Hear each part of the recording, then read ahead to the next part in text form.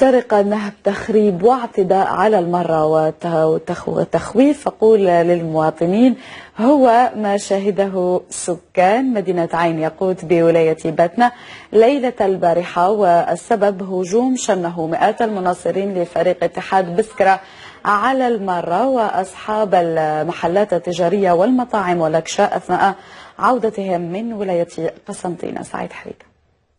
داو الشوا وداو ماكله لداخل، كسروا لنا قرايات، داو لنا الماء، داو كلش، مسحوا كل شيء. ما لقينا واش نديروا، نتفرجوا، ما يكسروا يديو يبزعوا ويطيشوا، انا نتفرجوا، ما عندنا ما لقينا واش نديروا. داو جراد، واش يدير جراد؟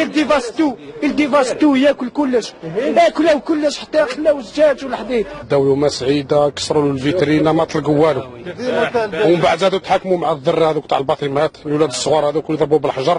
قسما بالله روح غسيباه انتو غريش الخبر باللي لا الماتش سقرا من نوذ وذهين غكرا هزوا الحجر، كسروا في الحوان، تديروا في المشاكل، ولكن الشباب نتاع ياقوت كان في المستوى، ما تدخلش معاهم، لو كان دخلوا معاهم كان صرا كوارث كبيره، والحمد لله رب العالمين. الشواقع وين خدميين وين كذا، وتعدان في العباد مساكن دي زواليين، رزينا ناس نتيحونا، رزينا ناس الطونابيلات.